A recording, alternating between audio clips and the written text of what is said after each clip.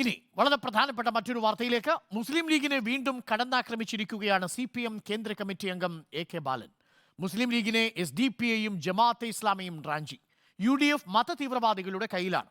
RSSുമായി UDF ചങ്ങാത്തമുണ്ടാക്കിയെന്നും AK ബാലൻ റിപ്പോർട്ടറിനോട് പറഞ്ഞു. യഥാർത്ഥത്തിൽ മുസ്ലിം ലീഗിനെ ജമാഅത്തെ ഇസ്ലാമിയും SDPIയും റാഞ്ചുകയാണ് ചെയ്തത്. UDFിൻ്റെ സംഘടന അങ്ങനെ തന്നെ ജമാഅത്തിൻ്റെയും SDPIയുടെയും കയ്യിലായിരുന്നു. ഇവിടെ മാത്രം നിന്നില്ല, RSSുമായി ഒരു ചങ്ങാത്തി ഇവരുണ്ടാക്കി. കുറേ കോൺഗ്രസ്സുകാർ തൃശ്ശൂരിൽ സുരേഷ് ഗോപിക്ക് അനുകൂലമായി വോട്ട് രേഖപ്പെടുത്തിയിട്ടുണ്ട്.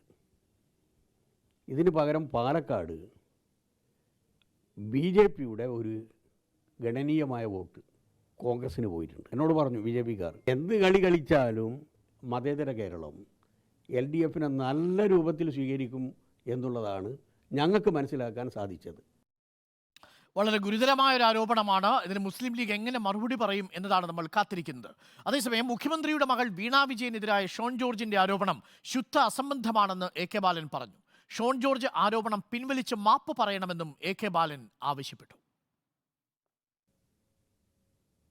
മുഖ്യമന്ത്രിക്കും മുഖ്യമന്ത്രിയുടെ മകൾക്കുമെതിരെ എക്സാലോജിക് ആരോപണം വീണ്ടും സജീവമായ ഘട്ടമാണ്. ഇക്കാര്യത്തിൽ AK ബാലൻ റിപ്പോർട്ടിനോടൊപ്പം ചേരുന്നു. സാധാരണഗതിയിൽ ഇങ്ങനെയുള്ള ആരോപണം വന്നാൽ ആദ്യം പ്രതികരിക്കുക AK ബാലന. ഇത്തവണ കണ്ടില്ല. ശുദ്ധ അസംബന്ധത്തിന് മറുപടി പറയേണ്ടെന്ന് വിചാരിച്ചിട്ട് തന്നെയാണ് ഞാൻ പറയാതിരുന്നത്. പിന്നെ റിപ്പോർട്ടറിലെ മിസ്റ്റർ അരുൺ അതിമനോഹരമായി ഇത് ഉള്ളി പൊളിച്ചതുപോലെ പൊളിച്ച് കൈ കൊടുത്തു. ഈ കള്ളപ്രചരണങ്ങൾക്ക് ഇത്രയും സമർത്ഥമായി ഒരു വിഷ്വൽ മീഡിയ രംഗത്ത് വന്നത് ഇപ്പോഴാണ് ഞാൻ കണ്ടത്. യഥാർത്ഥത്തിൽ ഷോൺ ജോർജ് ചെയ്യേണ്ടിയിരുന്നത് അദ്ദേഹത്തിൻ്റെ അച്ഛൻ്റെ ഒരു പാരമ്പര്യം അയാൾ കാത്തു സൂക്ഷിക്കേണ്ടതായിരുന്നു. ഇതിൽ ഉമ്മൻചാണ്ടിയുമായി ബന്ധപ്പെട്ടുകൊണ്ടുള്ള സോളാർ കേസിൽ പറയാൻ പാടില്ലാത്തൊരു കാര്യം അദ്ദേഹം പറഞ്ഞു. അവസാനം ഉമ്മൻചാണ്ടി മരണപ്പെട്ടതിന് ശേഷം ഞാൻ മാപ്പ് പറയുന്നു, ഞാൻ പറഞ്ഞത് തെറ്റായിപ്പോയി എന്ന് വീണ്ടും വീണ്ടും വീണ്ടും ആവർത്തിച്ചു PC ജോർജ്. PC ജോർജിൻ്റെ മകൻ ഈ പറഞ്ഞത് തെറ്റായിപ്പോയി എന്നെങ്കിലും പറയേണ്ടിയിരുന്നു. ആദിൽ പാലോട് നമുക്കൊപ്പം ചേരുന്നുണ്ട്. Adil Palode, very good morning. AK ബാലൻ പറഞ്ഞത് കേട്ടു, ഞാൻ സന്തോഷിച്ചു. പക്ഷെ അതിനും അപ്പുറം വളരെ ഗുരുതരമായൊരു വിഷയം അദ്ദേഹം ഉന്നയിക്കുന്നുണ്ട്. വളരെ പ്രധാനപ്പെട്ടതാണ്, ഒരു രാഷ്ട്രീയ വിഷയമാണത്. മുസ്ലിം ലീഗിനെ SDPയും ജമാഅത്തെയും റാഞ്ചിയിരിക്കുന്നു എന്നാണ് അദ്ദേഹം പറഞ്ഞിരിക്കുന്നത്. മതതീവ്രവാദികളുടെ കൈകളിലാണ്, തീവ്രവാദ സംഘടനകളുടെ കൈകളിലാണ് UDF എന്നൊരു ഗുരുതരമായ ആരോപണം AK ബാലൻ ഉന്നയിച്ചിട്ടുണ്ട്. ഏതു പശ്ചാത്തലത്തിലാണ് AK ബാലൻ ഇങ്ങനൊരു ആരോപണം ഉന്നയിച്ചത്?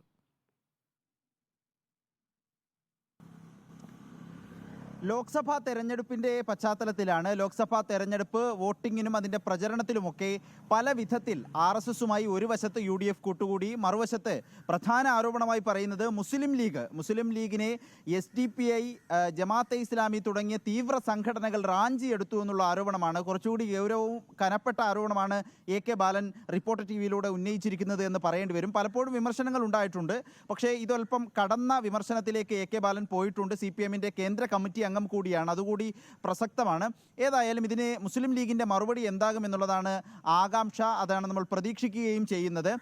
തെരഞ്ഞെടുപ്പ് സമയത്ത് പലവിധ കൂട്ടുകെട്ടുകൾ ഉണ്ടാക്കി, അവിശുദ്ധ കൂട്ടുകെട്ടുണ്ടാക്കി LDFിനെ തകർക്കാനുള്ള ശ്രമമാണ് UDF നടത്തിയത്. അതിൻ്റെ ഭാഗമായാണ് ഇത്തരം കൂട്ടുകെട്ടിലേക്ക് പോയത് എന്നാണ് AK ബാലൻ പറയുന്നത്. അങ്ങനെയൊക്കെ സംഭവിച്ചാലും ഒരു മിന്നുന്ന ജയം, കണ്ണഞ്ചിപ്പിക്കുന്ന ജയം LDFിന് ഉണ്ടാകുമെന്നും AK ബാലൻ പറയുന്നു. ഇതിൽ പ്രധാനപ്പെട്ട മറ്റൊരു ആരോപണം, തൃശ്ശൂരിലെ കുറേ കോൺഗ്രസ്സുകാർ വോട്ട് കുത്തിയത് K മുരളീധരനല്ല, സുരേഷ് ഗോപിക്കാണ് എന്ന് പറയുന്നുണ്ട്.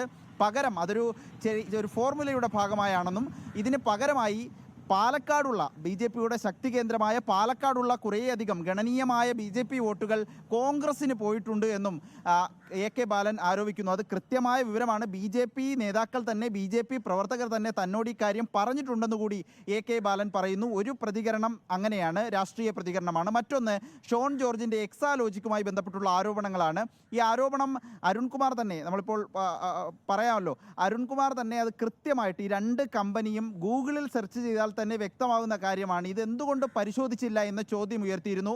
ഈ വിവാദവുമായി ബന്ധപ്പെട്ട് ഏറ്റവും പ്രസക്തമായ ഒരു ചോദ്യമായി അത് മാറുകയും ചെയ്തു.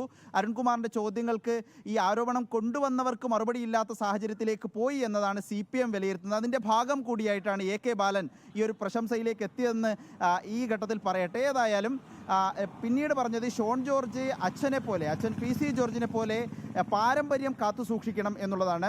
PC ജോർജ് സോളാർ വിവാദ കാലത്ത് ഉമ്മൻചാണ്ടിക്കെതിരെ ഗുരുതരമായൊരു പരാമർശം നടത്തിയിരുന്നു. ആ പരാമർശം ഉമ്മൻചാണ്ടി മരിച്ച ശേഷം പല തവണ മാപ്പ് പറയുന്ന സാഹചര്യത്തിലേക്ക് പോയി. അങ്ങനെ മുഖ്യമന്ത്രി പിണറായി വിജയനെതിരായ മകൻ ഷോൺ ജോർജിൻ്റെ ആരോപണവും പിൻവലിച്ച് മാപ്പ് പറയേണ്ടി വരും അച്ഛനെ പോലെ എന്നുള്ളതാണ് AK ബാലൻ പറയുന്നത്. ഈ ആരോപണങ്ങൾ ശുദ്ധ അസംബന്ധമാണ്. അതുകൊണ്ടാണ് താൻ ആദ്യഘട്ടത്തിലൊന്നും പ്രതികരിക്കാൻ തയ്യാറാകാതിരുന്നത് എന്നും AK ബാലൻ റിപ്പോർട്ടറിനോട് പറഞ്ഞിരിക്കുന്നു. ഓക്കെ, ആദിൽ പാലോടാണ് രണ്ട് പ്രധാനപ്പെട്ട കാര്യങ്ങൾ. ഒന്ന്, ഷോൺ ജോർജ് മാപ്പ് പറയണം എന്ന് AK ബാലൻ ആവശ്യപ്പെട്ടിരിക്കുന്നു. രണ്ട്, മുസ്ലിം ലീഗിനെ തീവ്രവാദ സംഘടനകൾ റാഞ്ചിയിരിക്കുന്നു. SDP-യുടെയും ജമാഅത്തെ ഇസ്ലാമിയുടെയും കയ്യിലാണ് മുസ്ലിം ലീഗ് എന്ന ആരോപണവും ഉന്നയിച്ചിരിക്കുന്നു AK ബാലൻ. UDF മതതീവ്രവാദ സംഘടനകളുടെ കൈകളിലാണെന്നും AK ബാലൻ പറയുന്നു. മറ്റൊരു പ്രധാനപ്പെട്ട കാര്യം, ക്രോസ് വോട്ടിംഗ് നടന്നിട്ടുണ്ട് പാലക്കാടും തൃശ്ശൂരും എന്നുള്ളൊരു ആരോപണവും AK ബാലൻ മുന്നോട്ട് വയ്ക്കുന്നു. മൂന്നും പ്രധാനപ്പെട്ട കാര്യങ്ങൾ. ഷോൺ ജോർജ് മാപ്പ് പറയുമോ ഇല്ലയോ എന്നാണ് നമുക്കിനി അറിയേണ്ടത്. കാരണം ആരോപണം പൊളിഞ്ഞു പാളീസായ സ്ഥിതിക്ക് ഷോൺ ജോർജിന് മറുപടി പറയാതിരിക്കാൻ സാധിക്കുമോ? രണ്ട്, മുസ്ലിം ലീഗിനെതിരെ AK ബാലൻ ഉന്നയിച്ചിരിക്കുന്ന ആരോപണത്തിൽ മുസ്ലിം ലീഗ് എന്ത് മറുപടിയാണ് ഇനി പറയുക? മതതീവ്രവാദ സംഘടനകളുടെ കൈകളിലാണ് UDF എന്ന AK ബാലന്റെ ആരോപണത്തിന് UDF മറുപടി പറയുമോ? നമുക്ക് കാത്തിരിക്കാം.